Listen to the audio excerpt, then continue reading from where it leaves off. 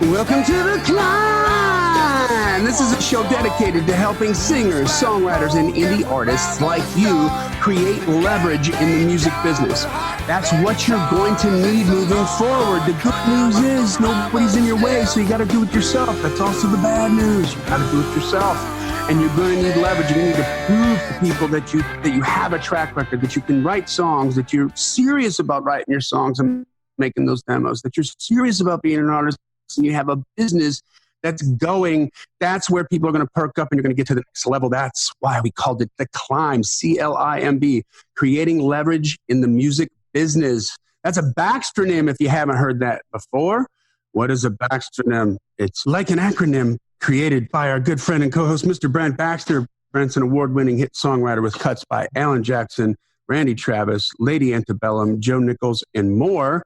And he helps songwriters like you turn pro by revealing how you can write like a pro, do business like a pro, and on a regular, he connects you with the pros. You can find Brent at songwritingpro.com. Once again, that's songwritingpro.com. And I would like to introduce you to my co-host, Johnny Dwinell. Johnny owns Daredevil Production. They're breaking artists digitally by identifying new fans through data. So basically what that means is if you're an artist looking to increase your streams, blow up your video views, sell more live show tickets, and get discovered by new fans, TV, and music industry pros, then Daredevil Production can help. Daredevil has worked with multi-platinum artists such as Colin Ray, Tracy Lawrence, Ty Herndon, and Andy Griggs, just to name a few. You can find Johnny at daredevilproduction.com. That is production singular, no S, and there is no S because there is no other Johnny D. How you doing, brother? Hanging in there. So we just got back from a Make-A-Wish trip with Quill to Disney, and glad we went before every public place in the country shuts down. And I'm just trying to recover from that because we walked our legs off and we're tired and we ate way too much ice cream. But it was good. I'm jealous. It was good. You got to see Mickey Mouse. All right. I got to see Mickey Mouse a couple times. Hey, Mickey, you see me again? Yeah. Well, right on. So what are we gonna get into today? Man, today we are going to do a hit song breakdown. So hopefully y'all have heard this. If you haven't heard it yet, it's hot off the presses. You will be hearing it soon. It's Kenny Chesney's new single called Here Now. And I think there are lessons in here for aspiring pro songwriters. For if you want to write hits, study success. And Kenny did not write this song. This is an outside cut. We're going to study this thing and see what lessons we can tease out for you to help you on your journey. Awesome. Kenny doesn't write, does he? He does some, yeah. He's written a few of his hits, yeah, but not a ton. I didn't know that. Yeah, okay. He writes a little bit. He's a good writer, but doesn't write a ton. Good for him. Who did write it? Oh, this is, let's see here. This one in particular is Craig Wiseman. Shocker. He's awesome. So Craig Wiseman, David Lee Murphy, and David Garcia. Nice. David Lee Murphy from Dust on the Bottle. Dust on the Bottle and Everything Gonna Be All Right. And there you go. A bunch of stuff he's written. So, all right. Well, I can't wait to dig into that. Let's just jump into a little bit of business here first.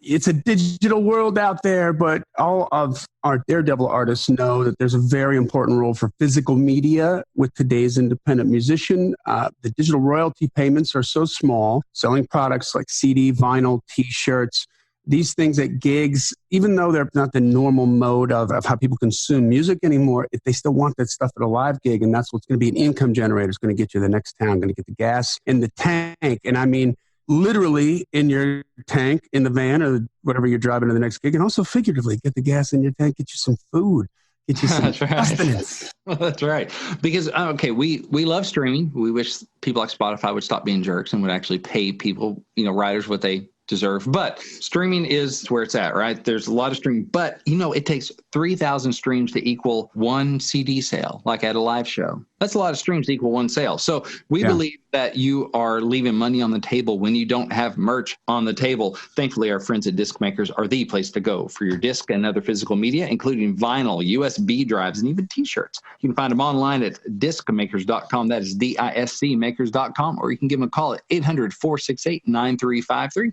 That's 800-468-9353. Awesome. Hey, if you haven't joined the Climb community, please do so. It's growing every single day. active community of singers, songwriters, indie artists, musicians, people helping people, talking about exposure, talking about different tricks that they're doing to grow their brand, getting together for song rights, connecting on song rights. Is that where Bill O'Hanlon connected with Paul DeMarco? Quite possibly in the group. I don't know. I know they're both around. They're both active. I want to take credit for that. I want to be like, you're welcome, but we're not sure. We're not sure, right? But listen, lots of relationships being made in there. So we welcome you to join the C.L.I.M.B community. It's on Facebook. Ask to be let in. We let everybody in, but it is a private group. And if you're not careful, or if you spout some crazy crap like last week, we will roadhouse you out and delete delete the post. Yeah. Subscribe to the podcast wherever you consume podcasts, so you get every episode, and you can go back and cherry pick some of the ones that speak to you, some of the titles that speak to you. Tell a friend about it. That's the best thing you could do for Brent and I. If it matters to you, if you're finding inspiration, if you're learning stuff, if this is valuable to you, if this content works, tell somebody else about it. We are trying to grow our audience, and if it comes from you, it's 100% true. If it comes from us, 50% true, Yeah. And then finally, leave a rating and review. We trying to get to 200. That's right. We're trying to get there. We're on the climb too. So we've been meaning to do it. It just takes 30 seconds. Get on there. Leave an honest review.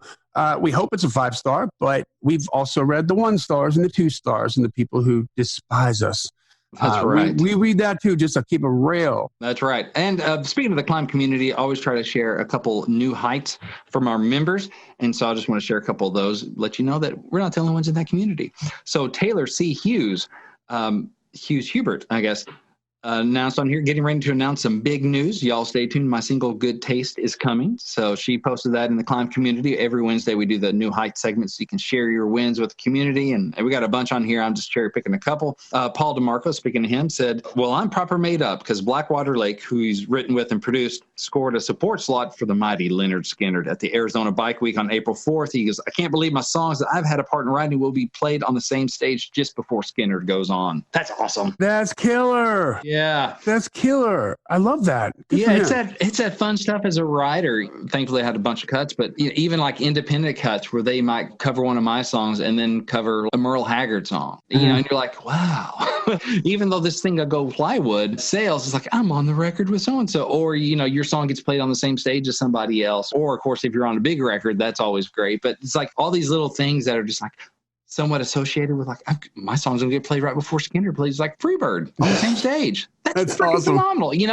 I love that stuff. That's a good reminder of those steps and that climb that is so exciting. Yeah, and guess what? You can't win if you don't play. You got to write that song. You got to finish writing it. You got to get a demo done somehow, some way, some kind of demo, and you got to work it. You got to get it to some people, and that's right. And you got to be willing to improve and take that feedback and grow.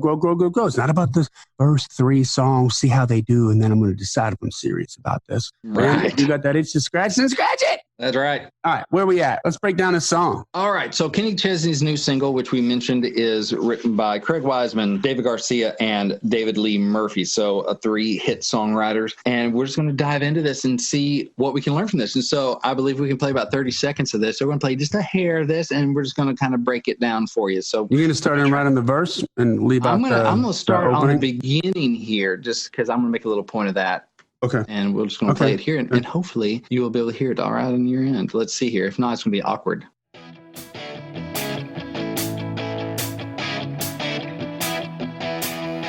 Seen the skyline in New York City, fireflies in Tennessee, sipped a little shine from a paper sack that'll knock the horns off a Cadillac. Wait, what is that? Is that tempo? Okay, so that's one of the first lessons right there is, hey, you know what? We got some tempo going on. Kenny's team put out the word that he wanted like stadio tempo anthems. And guess what? That's exactly what Craig and David whipped up for him. Kenny plays big shows, and this song plays for a big show. If you listen through the whole thing, which I encourage you to do that because this episode will make a whole lot more sense, you can just hear it being played at a big stadium show, big stadium rock country show. And that's the first lesson is serve the artist. The artist wanted a big tempo anthem. And this song on broad strokes checks those boxes. It's tempo. It's not a ballad. And it is an anthem. When we talk about the idea of it, it's a big, relevant, universal idea about living in the here and now. It's not a big complex story. It's not something that's really just kind of off the wall, odd. No, it's like enjoy the moment you're in. Live in the moment. Yeah. It's a highbrow lyric to a party song. It's basically a party song. Yeah. Or whatever kind of moment you're in kind of song.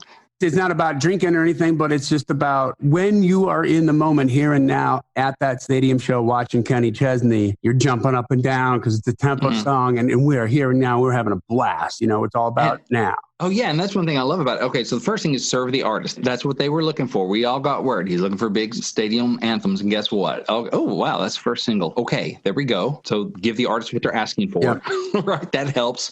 Somebody's wanting to eat a hamburger. You make more sales if you're selling hamburgers. So that's the big thing. But also help the artist serve the audience. And so what you're talking about, Johnny, this song is perfect for a big live show. So you're already pumped up to see Kenny in concert. And he comes out saying that there's no better place than here and now. And you're like, woo, yeah. Who can argue with that? There is no better place than here and now. I'm at a freaking Kenny Chesney concert with my girl, and I got my beer in my hand, and whatever. We're just, it's Friday night, and we're just having a You're blast. Going to get a positive response from that when you're on the stage. Yeah, it's going to work. Yeah, you're basically just singing like, isn't it great to be right here at my show? And there's no better place for me either than being right here, right now with you. That serves his audience, right? And so it's cool that he's speaking to the audience. In the chorus, it talks about, here and now, nowhere else in the world right now, you and me, ain't it good to be alive? Ain't no better place, ain't no better time than here and now. Like you and me. Who's the you? Yeah. It's the audience. Yeah. He's singing right to them. Ain't no better place. You and me, right here, right now. No better place to be. You can see on this song, you can see him set it up live. You know what? We are so happy you guys are out here. We're so blessed that you come see our live show and you take the time and spend your hard-earned money. You're down there working on the farm. You're working in the factory. And then you come down here and you spend your hard-earned money to hang out with us. We had to sing a song about it. Yeah, I could see that, or even like first song to kick off a show, like kick it off with a new single here and now, like boom, here we are, here right now. Yeah. It's like it works so well for a live show, and that's important to think about as a writer. Like, okay, for one thing, he's a live act, and so what's going to play live? What's going to make him feel cool and serve his audience when he's standing up there singing to them? This kind of thing is perfect for that. It's not rocket science, but it's right. Celebrating the moment with your fans. What better way to get a pop out of them, right? Than to celebrate right here, right now. It's kind of like saying, yeah, this is a party and this is great. Don't you agree? But it's also relevant over the radio or over a playlist. It's about being in the moment, living in the moment you're in. So kind of when is that not relevant? Yep. So it was great for live. I think that's really where he's going to knock it out. But also on the radio here and now. But it kind of works for wherever I am. If I'm driving around, whatever. If I'm cruising on Friday night or whatever I'm doing. I got 5 kids on cruising on Friday night. I'm changing diapers. But anyway, in a previous life, hold on. Still relevant. So I watched an older movie this weekend with Kimmy. It was Jerry Maguire. Yeah. And you remember the movie, right? He's a big sports agent, and he gets fired from the big agency with all the big stars, and he's down to like what he thinks is 2 guys. And one is Cuba Gooding Jr., who's got a lot of talent and a big attitude problem, and the other is like this up and coming kid who's going to go number 1 in the draft, and his name's Cush, and quarterback, from Texas, and he flies out to Texas to try to close the deal, and he shakes hands with the dad, and he thinks he closes the deal. And so he's like saved, right? Because the commission from that's going to launch his own company here, and he's going to move on. And as he's driving back, he's going through the radio, and he can't find the right song. And then boom, he hits with Tom Petty, Free Fallin', 'cause I'm free. And he's just singing along with it, but it's like relevant to him right there because it just, he's free, right? He's free. Like he's free of the financial issue and the fear of being out on his own, and he just he thinks he did it. Of course, he ends up getting screwed on that, and he's got to work with Cuba and deal with the chip on his shoulder, Exactly. I just think about this song in a context like that, like whatever's going on. That this is a feel good song, and whatever's going on with your life, like you turn that becomes relevant and immediately like applicable, like an overlay on whatever is going on in your life that's good right now.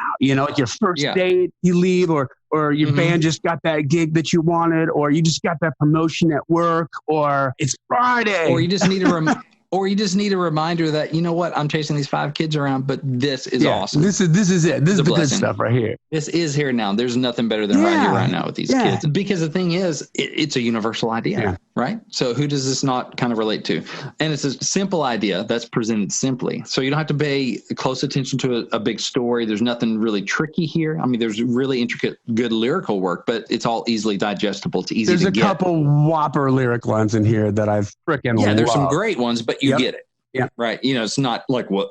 If you miss the line before you're not going to get lost. It's easy to keep up with this thing. So it's a positive, encouraging, aspirational song without being preachy. And for anthem stuff, that's what you want. You was like, it's simple. That big chorus is here and now. Ain't no better place, you and me, here and now. I mean, so super simple, but it's something that's going to kill live. Another lesson on this is be brand aware. So this song is also right on brand for Kenny. You know, the first verse talks about sip and shine in Tennessee. He is from East Tennessee, by the way. Don't forget that. And then the verse also talks about, you know, I've been to the islands and seen the sun go down on like a dozen different islands. You can tell it was written for him. Mm-hmm. You know, it fits his bio and it fits his brand very well. And the verses are pretty Chesney specific. I'll find a bit of the chorus here. But the chorus. Here and now, nowhere else in this world tonight. You and me ain't it good to be alive. Ain't no better place, ain't no better time than here and now. Everybody's waiting, but they're waiting on what? Better get to living, cause all we got is here and now. So the verses are pretty specifically Kenny, kind of, you know? And the big sing-along. Everybody can sing. Big sing-along. Yeah. Yeah, because they can say it with Kenny, to Kenny. And to each other. Fits their moment. Or on the radio, to each other. And at the party, you know, with each other, at the house party or whatever. It's all this universal thing. But it's also on Kenny's brand, too. I mean, that makes sense for who he is as an artist, is in the moment, kind of the free spirit kind of thing, too. I mean, who does it not fit? Because we want to be that person that can live in the here and now anyway. So it's kind of aspirational that way. So the chorus and the idea of the chorus is very universal. So our specifics in the verses might differ because I've not been on a dozen different islands watching the sun go down, that kind of thing. It doesn't matter because you get that chord. And it's interesting because it's Kenny. You're like, yeah, that's my guy Kenny that I've known for years now on the radio telling me about his life. Yeah. And I'm like, yeah, that's Kenny. And it's relatable. So even if you're like a school teacher from Kentucky who takes spring break and goes to the Panhandle in Florida and you're on a beach there, which is, you know, is what do they call that? The Redneck Riviera right there. Or you're going to an island. Like it all makes sense. Yeah. And same thing like Buffett. Buffett's so, you know, particular on a lot of his stuff that, you know, but it's a bit of escapism. We want to be that guy, even though I can't relate to the specifics in a ton of Buffett songs. Yeah. I still love it, you know, because he's an old friend at this point. So our specifics may differ, but man, you hit that big old universal chorus and you're like, well, everybody can relate to that part. So, you know, so first verse talks about some of the cool stuff Chesney's done. Hey, you know, I've done cool stuff and been in some cool places too. Maybe not those particulars that he says, but I can still relate.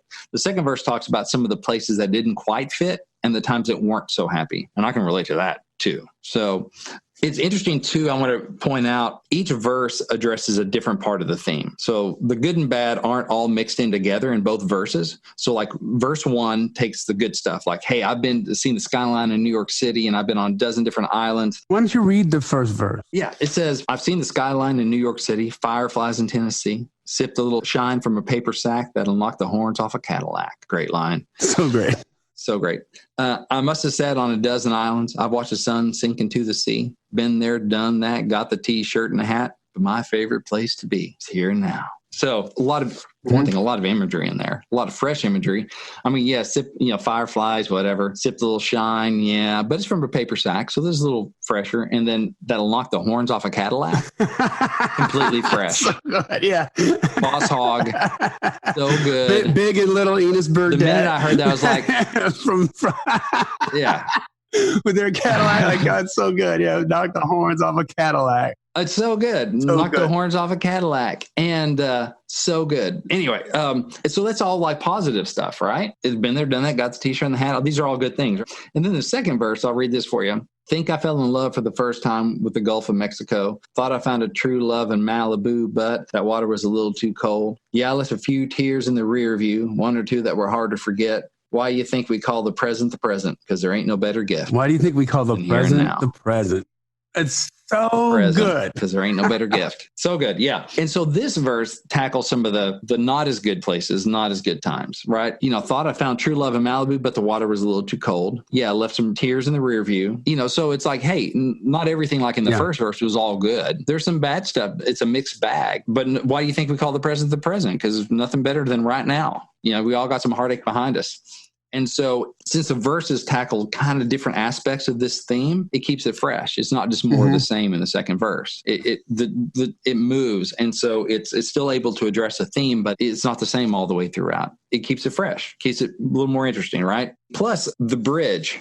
One thing about the bridge that we haven't talked about yet says, a lot of people dreaming about a one day, some days waiting just around the bend. I used to be one, wondering when they'd come, but now I'm living in here and now. Yeah. So I'm talking about a lot of people are dreaming about someday. And the singer admits that he used to be that way, but now he's living in the here and now. So it's kind of a little aspirational for the listener. The listener can either be in that someday mode, and this encourages them to be like, if only for 3 minutes in this song, to be here and nowers, or they can relate that they used to be that way, and they can celebrate that they aren't that way anymore. Plus, it's kind of a way for Kenny to kind of wrap an arm around his audience and say, like, people like us live in the here and now. That Seth Godin quote, people like us do things like this. Yep. It's a little bit of like, hey, people like us live in the here and now. Yep. Us. This is us, me and you right now in this moment. So just a lot of good stuff in the song, man. I mean, that chorus hammers that hook here and now. It says it 3 times. It bookends the chorus. It appears in the middle, and it holds the longest notes in the song. So one listen, and there's no doubt what the title of this thing is. I love it. It's a little of the aspirational good stuff. It's a little of I've gotten through some bad stuff.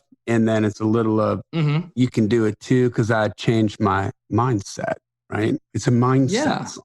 But it's a mindset song, but it's not like this heavy, deep, kind of thing. It's just, it's celebrating. Yeah. It's a celebratory song. It's a celebration. And it talks about that kind of mindset stuff, but it does it in a light way that's easily accessible for the listener.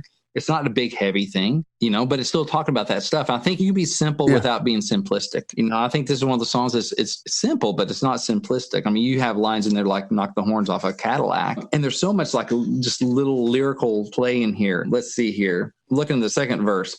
Thought I found a true love in Malibu, but true love, boo butt, right? Just little things like that, but the water was a little too cold, which is figurative, right? It's like it's playing on different levels here.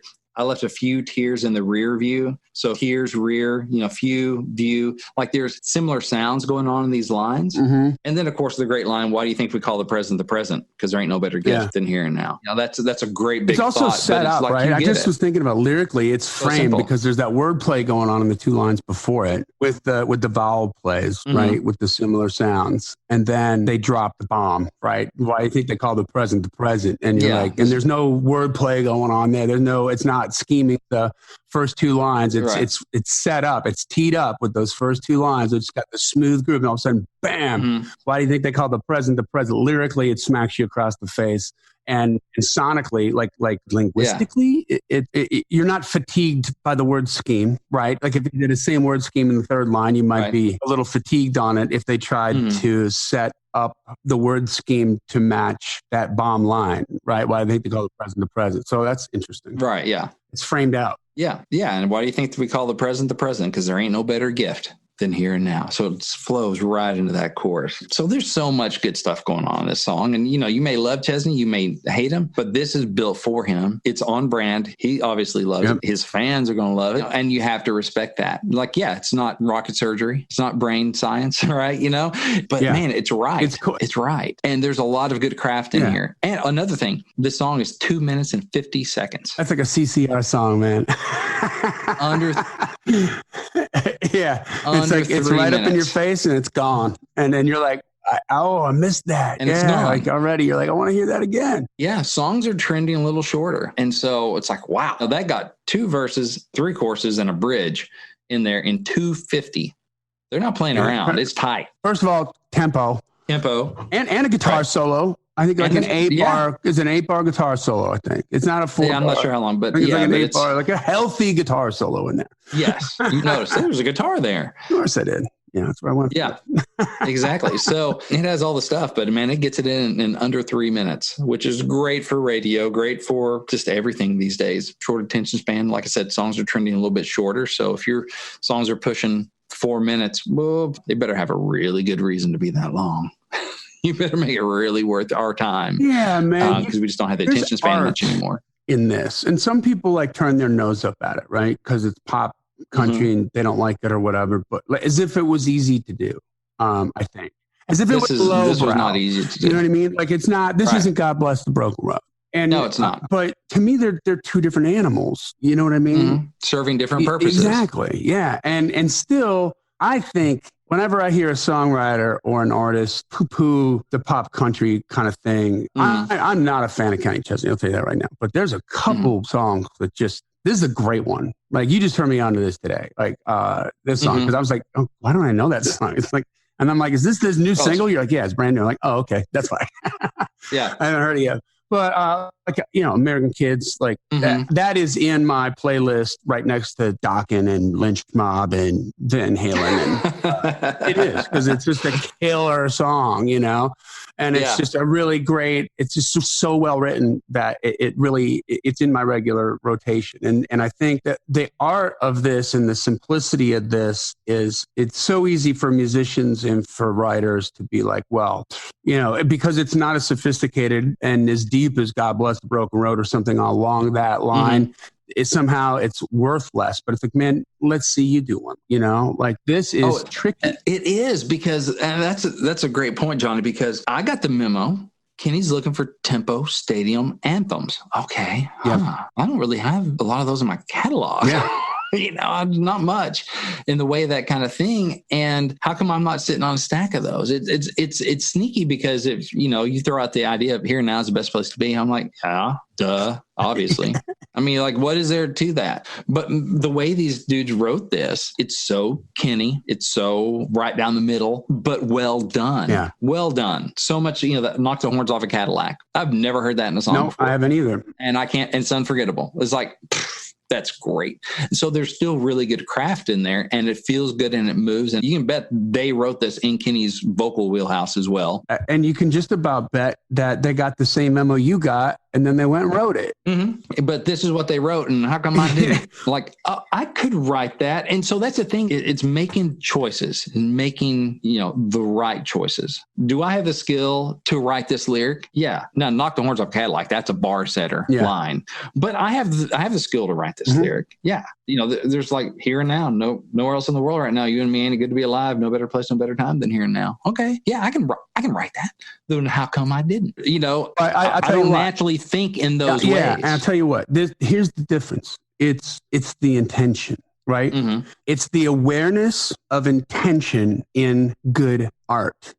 Right. It's the awareness of like when you learn about the paintings of the classic painters and stuff, and you learn about the spatial and the positive and the negative and the stuff that they did. This wasn't a mistake. Like he didn't just crap out the Mona Lisa and then everybody's like, this is why it's genius. He knew what he was doing when he did that.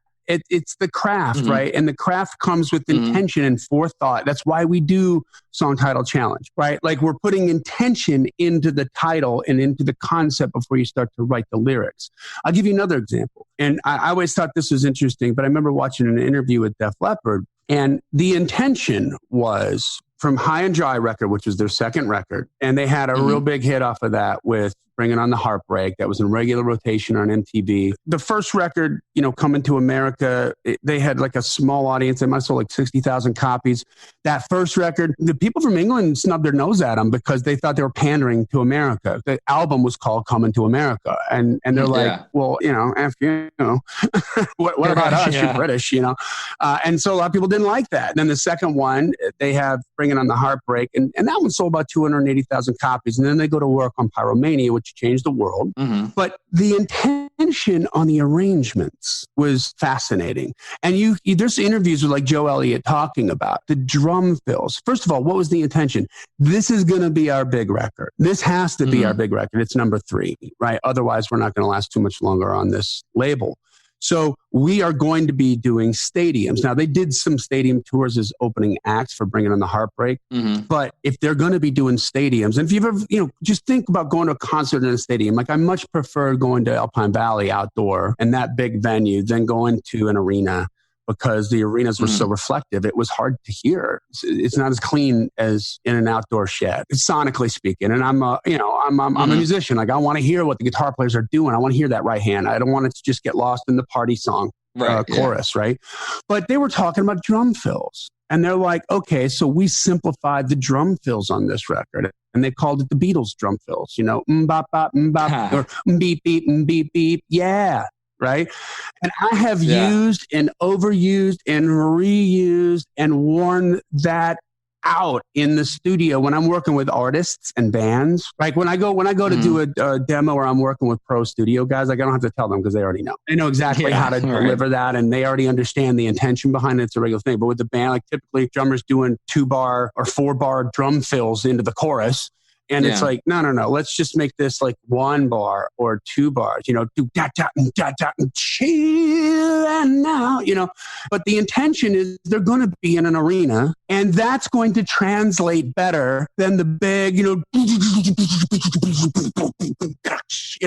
like say that for the drum solo. Yeah. It doesn't fly. And so here with the intention of this song is, okay, this is going to be an arena song. We're going to get it to Kenny. And I think for songwriters, for climbers out there to listen to this, man, what's the intention? So you're saying, and I'm going to connect this dot now, like, why didn't I write it? That's a great question everybody should be asking. Like, how many big arena feel-good sing-along anthems do you have in your arsenal right now to pitch? What if you're intentional and you say, you know what, I'm going to spend the next 2 weeks or 4 weeks or 2 months, and I'm going to just do some discipline and do nothing but focus on big arena sing-along songs and try to just do that. And I'll bet you come up with 1 or 2 real doozies, Yeah. I hope you come up with more. Because people need those. They want to play those big shows. It's like, they want to level up. I talk about a thing in some of my teaching, gaps, a backronym: growth, achievement, preaching or positioning, and songwriting. The gaps, you aim for the gaps in an artist catalog. Try to fill those gaps with your song.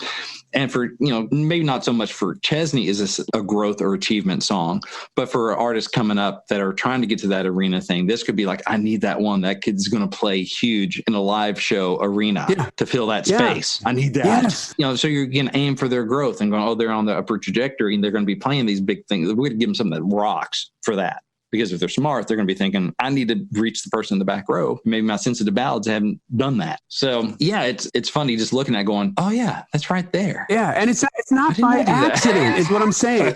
When you hear like Mutt Lange and Joe Elliott talking about how they intentionally communicated the drum fills, like go and talk to an amateur drummer about that. I just play what I feel, man. Yeah, I know. But do it in 2 bars, 1 bar, like just because you can play something more complicated doesn't mean you should. Yeah, there's art in the space in between of what happens. And think about that. Like everybody right now listening to this podcast is thinking with their art, with their band, they're like, oh, I've had this conversation many times. Like, or I haven't thought about this, but this didn't happen. Those drum fills didn't happen by accident. He didn't just play what he felt. They said, do it this way, not exactly like, bop, bop, bop, bop. Yeah, but it needs to be short, quick, and almost like no toms, right? There's this, it's not sophisticated, so it'll translate in an arena because this is what we're writing for, right? Just for the job you want, not for the job you have. Right. Form should follow function, right? The function of this thing is big arena, tempo,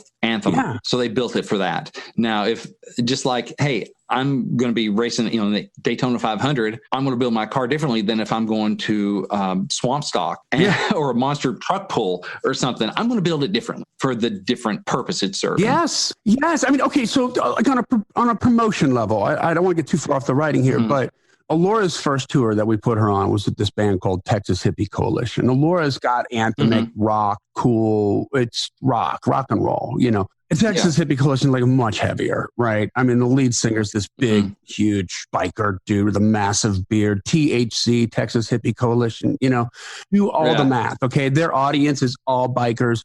We had a music video for Laura's first single that we could have used to promote that tour.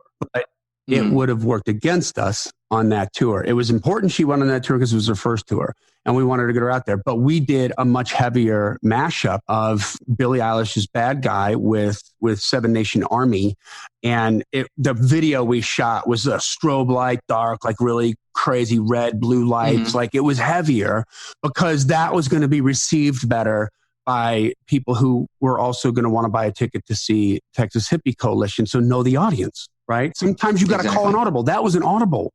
Like at the end, no, we're going to wait on releasing this, rather than being wound up and say, well, I got to release the video with the single. And it's like, no, but this tour's coming up and we want to get some mileage out of that. So let's just flip flop it and we release the video later. But it's know the audience. We're intentional about who's going to see this and why we're putting it out there. Yep.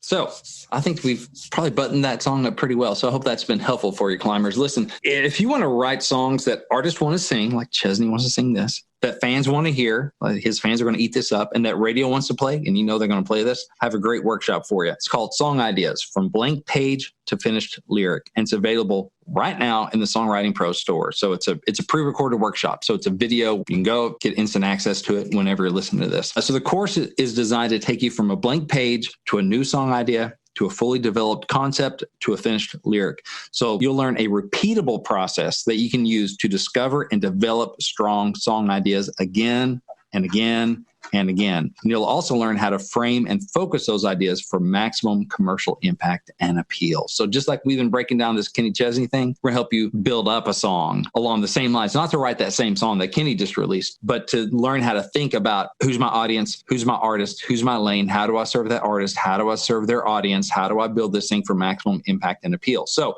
if you want to find more and better song ideas, if you want to finish more songs, impress more co-writers, and impact more listeners, this is the course for you. Like, how do I get it though? Well, you can get the details and instant access to the course right now at songwritingpro.com.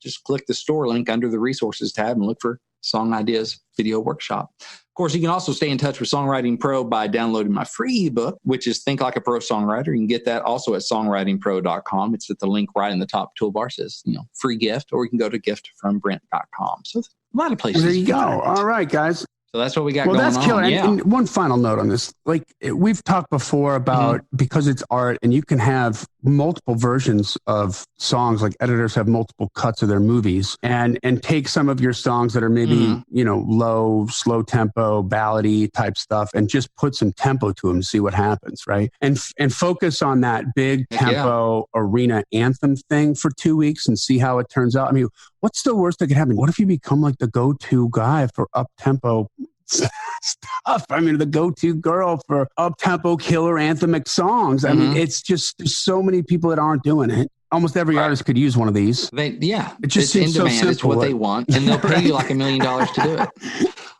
A little faith. So, what's the downside here? All right. Well, hey, that brings us to the end of another Killer Climb episode. Join the Climb community if you haven't done so already. Subscribe to the podcast wherever you love to consume your podcasts. Tell a friend about it. If you like it and it's helping you, it can help them. They can find some value too. And we're trying to get to 200 on the ratings and reviews on iTunes. So please take 30 seconds. Leave an honest rating and review and tell people what you think about it. This podcast exists because we want you to win, so keep on climbing. And we'll see you at the top.